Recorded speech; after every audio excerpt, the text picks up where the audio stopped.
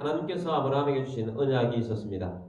가나안 땅을 너와 너의 후손들에게 주겠다. 또 다른 언약이 있습니다. 너희 후손들이 400년 동안 종살이를 하게 되는데 하나님이 400년 후에 건져내어 줄 것이고 그들이 가나안 땅에 들어가서 그때부터 너희의 소유가 될 것이다. 오늘 본문의 말씀은 바로 이 두 번째 400년 동안 종살이하게 되는 그 과정을 요셉을 통해서 애굽으로 어떻게 인도받았는가 하는 것을 말씀을 하고 있습니다. 야곱의 11째 아들 요셉은 가장 사랑받는 아들이었고 믿음이 가장 탁월한 아들이었습니다. 형들이 사랑받는 요셉을 시기하여 팔게 됩니다. 그래서 요셉은 애굽으로 종으로 팔려가게 됩니다. 9절 말씀 보겠습니다. 여러 조상이 요셉을 시기하여 애굽에 팔았더니 하나님이 그와 함께 계시어. 아멘. 여러 조상들이 10명의 형제죠. 족장들이라고 할 수 있는 지파의 족장의 이름들이죠. 그 사람들이 요셉을 팔았습니다. 근데 요셉에게는 누가 계셨습니까? 하나님이 함께 계셔. 참 중요한 것입니다. 하나님이 우리와 함께 계시다는 것이 참 중요합니다. 우리가 어디에 있든지 어떤 지위에 있든지 하나님이 우리와 함께 하는 것이 가장 중요한 것입니다. 여러분 늘 우리와 함께 하고 계신 주님 안에 동행하는 우리들이 되길 바랍니다. 10절 말씀 봅니다. 그 모든 환난에서 건져내사 애굽왕 바로 앞에서 은총과 지혜를 주시매 바로가 그를 애굽과 자기 온 집의 통치자로 세웠느니라. 아멘. 하나님이 함께 하시자 그 모든 환난에서 건져내사. 하나님은 어려움이 있을 수도 있지만 또 그렇게 인도할 수도 있습니다. 하나님이 요셉을 그곳까지 인도하셨다고 볼 수 있습니다. 종으로 또 감옥살이로 인도하셨지만 하나님께서 결국은 건져내셨습니다. 환난에서 건져내셨습니다. 애굽왕 바로 앞에서 또한 하나님께서 은총과 지혜를 주셨습니다. 그래서 바로를 통해서 애굽의 통치자의 자리에 올라가게 됩니다. 총리의 자리에 올라가게 됩니다. 그래서 애굽의 모든 살림을 주관하게 됩니다. 하나님께서 건져주시는 것 중요합니다. 그러나 그 과정 속에서 또 중요한 것이 있습니다. 하나님의 말씀을 지키는 것이 중요합니다. 주님 말씀 안에 사는 우리들이 되길 바랍니다. 요셉은 어려운 중에도 성령의 정욕을 피했습니다. 영적으로 승리했습니다. 언제나 주님과 동행하는 사람이었습니다.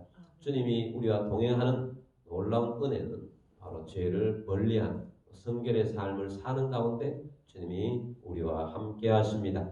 그래서 우리가 어떤 지위, 어떤 자리 이런 것이 더 중요한 것이 아니고 더욱더 중요한 것은 죄를 멀리하는 삶, 하나님과 함께하는 삶, 그것이 중요하다는 것입니다. 영적으로 얼마나 깨끗하게 사는가 중요합니다. 깨끗하게 사는 우리 모두가 됩시다. 자, 요셉이 애굽의 총리가 되어 있으면서 7년 대풍년과 7년 대흉년을 만납니다. 하나님이 미리 예고해 주신 내용이었습니다. 먼저 7년 대풍년이 지나갑니다. 그리고 7년 대흉년이 찾아왔습니다.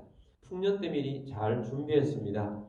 잘 준비해 놨기 때문에 흉년이 왔을 때 애굽의 사람들을 다 먹여 살리고 또 주변국에 있는 사람들도 먹여 살리게 됩니다.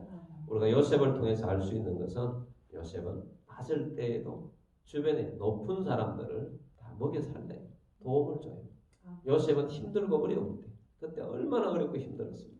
감옥 속에 있으면서 간수장도 요셉의 은혜를 입고 거기에 감옥에 들어왔던 사람들도 다 요셉의 은혜를 입었어요. 우리가 어느 장소에 있든지 내가 있고 없고의 문제가 아니고 우리는 어느 곳에 있든지 하나님의 사람으로 삽시다. 하나님으로 사람으로 살 때 다른 사람들이 하나님의 은혜를 나를 통해서 받아 먹고 산다는 거예요. 다른 사람들이 지위가 높은 사람들이 오히려 없는 우리들을 통해서 은혜를 입고 산다는 것입니다. 우리는 최소한 우리의 기도에 은혜가 있습니다. 우리가 기도할 때 그 사람들이 은혜를 받고 사는 겁니다. 그러므로 우리에게 주신 이 은혜를 놓치지 말고 살아가는 우리들이 됩시다. 하나님 앞에 그렇게 살자. 주변에 있는 사람들이 총리가 되었을 때 요셉을 통하여서 얼마나 많은 사람들이 먹고 삽니까? 얼마나 많은 사람들이 그 안에 거하게 됩니까? 여러분 우리가 있고 우리 교회가 이 자리에 있음으로 말미암아 우리가 있는 자리에서 우리 주변에 있는 사람들이 우리 때문에 은혜를 받고 살고 우리 교회가 이 자리에 있음으로 말미암아 이 지역 주민들이 이 도시에 사는 사람들이 은혜로 살게 되는 것입니다. 아멘. 그렇게 살도록 우리는 해야 할 것이 있습니다. 하나님 말씀에 순종하고 하나님과 언제나 동행하며 주님의 성령 안에 사는 것이 중요한 것입니다. 그래서 요셉은 우리 신앙에 참 좋은 롤 모델입니다.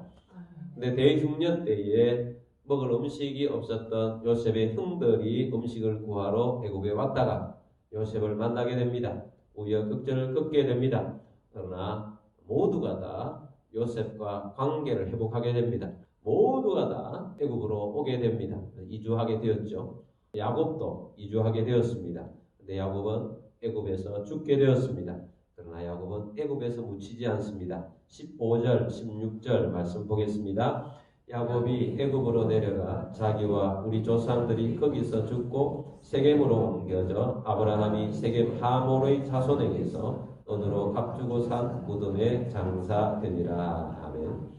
할아버지였던 아브라함이 유일하게 샀던 땅, 가나안 땅, 하나님께서 약속의 땅인데 거주지는 사지 못했지만 매장지는 샀죠.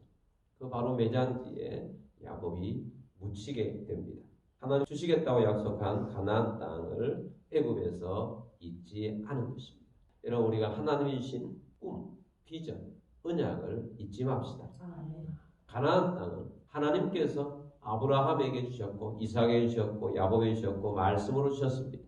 하나님은 언약하셨고 그 언약을 이루시는 분인데 세 분에게 꼭 약속해 주신 것은 가나안 땅이었다는 겁니다. 그래서 아브라함의 손자 야곱은 묻힐 때에도 조상들의 매장지에 묻혔습니다. 그것은 애굽에 살지만 너희 후손들아 하나님이 약속하신 가나안 땅을 잊지 마라. 그것은 하나님이 우리에게 주신 땅이다. 잊지 말라 하는 사인이었습니다. 그리고 나중에 요셉도 죽었을 때 유언을 하죠. 총리였는데 너희들이 애굽을 나갈 때 출애굽하게 될 때에 나의 시신을 메고 나가라. 그 말은 요셉도 뭘 말합니까? 이 애굽은 우리의 땅이 아니다. 반드시 하나님이 약속하신 가나안 땅으로 가야 한다 하는 것을 강하게 심어준 것입니다. 하나님이 인도하셔서 비록 애굽에 가 있지만 그러나 결단코 하나님이 주신 꿈과 비전을 놓쳐서는 안 됩니다. 말씀으로 온 것을 놓쳐서는 안 됩니다. 그것이 소망이었습니다. 주께서 우리에게 주시는 세계 복음화의 비전이 있습니다. 놓치지 않는 우리들이 되길 바랍니다. 꿈을 간직하는 우리들이 되길 바랍니다. 우리는 또한 영원한 저 본향을 바라보면서 살아야 합니다. 우리 하나님께 주신 놀라운 은혜가 저 본향 가운데는 완전히 있게 될 것입니다. 그러므로 우리는 이 땅 가운데 살아가면서 참 억울한 일도 있고 힘든 일도 있고 죽을 것 같은 그런 마음도 들 때도 있지만 그러나 저 영원한 내세에 비하면 아무것도 아니라는 것입니다. 우리가 주님을 바라보면서 소망 가운데서 믿음으로 이 땅 가운데 살아가는 우리들이 되길 바랍니다. 하나님만 바라보고 삽시다. 하나님이 우리와 함께하고 계십니다. 하나님이 우리의 능력 가운데 살게 하십니다. 우리는 언제까지 이렇게 힘들게 살아야 하고 다른 사람에게 도움을 주고 살아야 되고 나는 기도만 하고 살아야 되느냐? 여러분, 그것이 복인 줄 알게 되길 바랍니다. 하나님께서 복된 자리에 우리를 있게 하신 것입니다. 우리 그 사명을 감당하다 보면 하나님께서 우리의 삶도 어려운 것들도 환난에서 건져내서 하나님이 함께 하셔서 요셉을 환난에서 건져내서 하나님이 인도해 주시는 것입니다. 하나님이 인도해 주시는 이 놀라운 은혜를 소망 가운데 바라보면서 하나님이 약속하신 것을 이루는 것을 보는 우리 모두가 되기를 주의 이름으로 축복합니다.